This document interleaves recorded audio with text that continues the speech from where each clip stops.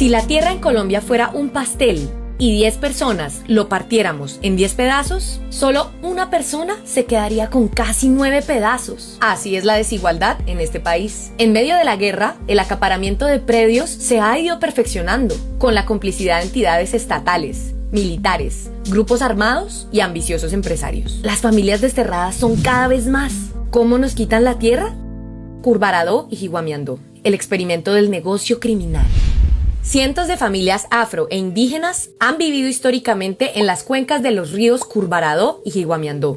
Ambos desembocan en el río Atrato, a la altura del Urabá Darién. Para la Casa Castaño, esta región no solo fue valiosa por sus ríos y sus bosques, sino también por su ubicación estratégica en cercanías al tapón del Darién, puerta para el narcotráfico y el contrabando. Como aves de rapiña, paramilitares y narcotraficantes tomaron control sobre las tierras que el difunto Pablo Escobar y sus aliados habían dejado a su suerte en el Urabá cordobés, antioqueño y Darién. Ante ese botín, Vicente Castaño tuvo una idea que marcaría el futuro del país: la incursión del paramilitarismo en la agroindustria, especialmente en el cultivo de palma de aceite para la producción de agrodiesel. Lo hizo a través de sus empresas fachada, Urapalma, Palmura y Extractora Bajirá, constituidas por su amigo y socio, ya difunto, Antonio Nel Zúñiga Caballero, empresario del Magdalena.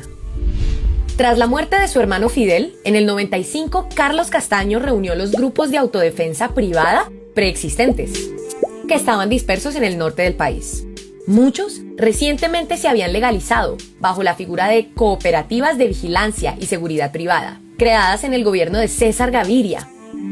Justamente en Urabá Darién se creó la Convivir Papagayo, con el concurso de la gobernación de Antioquia, la fuerza pública, bananeros y ganaderos. El grupo de toda esta gente pasó a llamarse las Autodefensas Campesinas de Córdoba y Urabá, ACU, y con ello buscaron expandirse hacia los límites entre Antioquia y Chocó. Bajaron por Córdoba y aprovecharon la guerra que en ese momento libraban las FARC contra desmovilizados del EPL. La pelea entre guerrillas, sumada con la entrada de las ACU, dejó un doloroso saldo de 43 masacres registradas entre el 94 y el 95.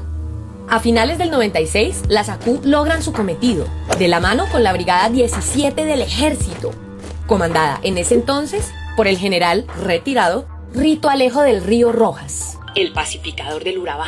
La tarea de este señor era liderar acciones militares, supuestamente para expulsar a la guerrilla de la zona. Paramilitares dieron testimonio de esta cooperación. Rodrigo Doblecero, Elmer Cárdenas, Carlos Correa y yo nos reunimos con el general Rito Alejo del Río para coordinar la operación Cacarica, realizada en febrero del 97.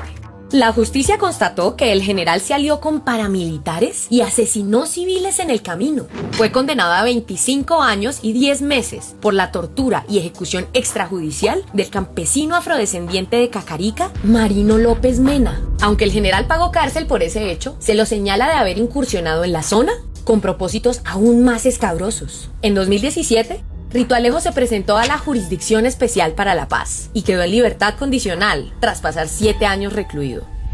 Antes de entrar plenamente al Chocó, Paras y Ejército coordinaron acciones en la Operación Septiembre Negro, un golpe que expulsó casi por completo a las FARC del Bajo Atrato. A partir de ese momento, la violencia escaló. Entre el 24 y el 27 de febrero de 1997, la Brigada 17 del Ejército, ya saben con quién al mando, bombardeó 3 comunidades asentadas en las cuencas de los caños Salaquí, Cacarica y Perancho. 12 paramilitares de la Casa Castaño guiaron a los militares en esta operación. Por lo menos 15.000 personas salieron desplazadas, huyendo por su vida. Al mismísimo tiempo, entre el 23 de febrero y el 5 de marzo de ese año, 60 paramilitares de los frentes Chocó y Alex Hurtado perpetraron la llamada Operación Cacarica, una incursión paramilitar a gran escala que provocó la desaparición de al menos 15 caseríos en la cuenca del río Cacarica. Hubo 3.500 personas desplazadas aproximadamente. No solo coinciden las fechas, sino también los intereses por vaciar el territorio e imposibilitar el retorno. Paramilitares, narcotraficantes, políticos, militares y empresarios. Toda esa gente llegó, pero ¿quiénes habían vivido por generaciones en esta tierra? Por un lado, comunidades indígenas en Vera, y por el otro, comunidades afro. Por años habían habitado el valle del río Atrato, sus afluentes y sus selvas vírgenes, sin que ninguna ley les reconociera esa tierra como suya. En el 91, la Constitución abrió esa posibilidad y la Ley 70 de 1993 promulgó que las comunidades negras que se organizaran bajo la figura de consejos comunitarios podrían ser propietarias del territorio colectivo que hubiesen habitado ancestralmente. Apenas llevaba 4 años de vigente la ley. Estamos hablando de 1997, año en que los consejos comunitarios de Curvarado y Jiguamiandó solicitaron la titulación de sus tierras, al tiempo que llegaban los militares con la Operación Génesis y los paramilitares con la llamada Operación Cacarica. La adjudicación de estas tierras llegó 3 años más tarde, en el 2000, ya cuando el despojo se había consumado. Estas son las hectáreas adjudicadas a ambos consejos comunitarios. Si Medellín tiene 40.000 hectáreas, a ambos consejos les adjudicaron aproximadamente 2 Medellines y medio. En el nuevo milenio se materializó la visión económica sobre el Urabá Darién, que reafirmó a La Palma como protagonista del desarrollo. Desde hace varias presidencias se venían acomodando las fichas. César Gaviria creó la cuota para el fomento de la agroindustria de La Palma y el Fondo para el Fomento Palmero. Andrés Pastrana promovió los créditos e incentivos para las alianzas productivas estratégicas de Palma, diseñadas por el exministro y el zar de La Palma, Carlos Murgas. Esas alianzas recibieron recursos del Plan Colombia en las administraciones de Pastrana y Álvaro Uribe Vélez. Este es apenas un ejemplo de la cantidad de créditos y apoyos que estas empresas recibieron.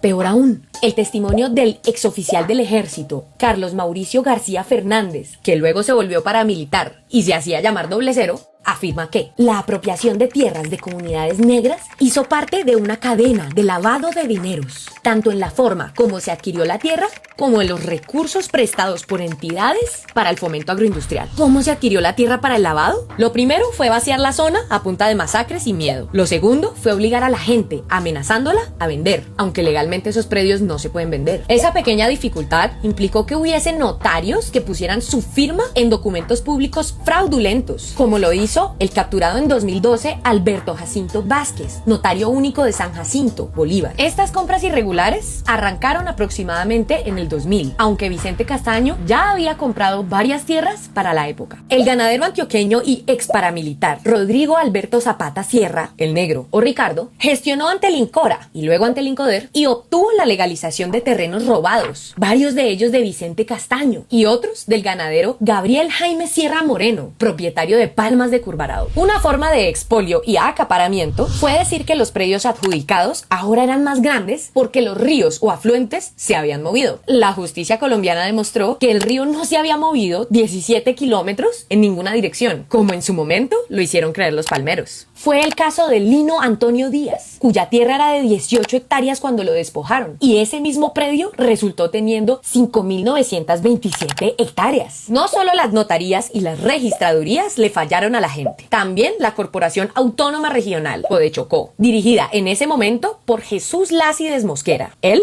le dio visto bueno al plan de manejo ambiental que por ley Urapalma debía presentarle a la CAR. También permitió el aprovechamiento ilegal de bosques en el Bajo Atrato por parte de empresas como Pisano y Maderien.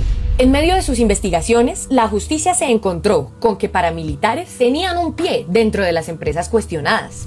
En 2014, la justicia condenó a 16 personas, entre ellos palmicultores, bananeros y ganaderos, que se aliaron con paramilitares con el propósito mancomunado de despojar a las comunidades afro y montar el macroproyecto de La Palma y la ganadería extensiva. Algunos se fueron a la cárcel por los delitos de desplazamiento forzado, invasión de áreas de especial importancia ecológica y concierto para delinquir agravado. Otros, como el Sibarita, está prófugo. Todas las piezas de este experimento parecieran haber encajado menos una: el desplazamiento y las masacres, la compra irregular, la regularización a través de funcionarios torcidos. Todo eso funcionó. Tal vez su mayor error fue hacer tan evidente la alianza entre empresarios y paramilitares, la piedra angular de su condena. Pero aunque hubo gente encarcelada y declarada culpable, ni la restitución ni las condiciones para retornar han sido garantizadas. Entre tanto, el Bajo Atrato se ha vuelto escenario de cementerios de palma, pues desde 2005 una bacteria arruinó el corozo. También se reporta la presencia de las autodefensas gaitanistas de Colombia en el territorio, herederas del bloque Elmer Cárdenas y otros grupos paramilitares que allí delinquían. Podría incluso decirse que el experimento no fracasó del todo. Finalmente,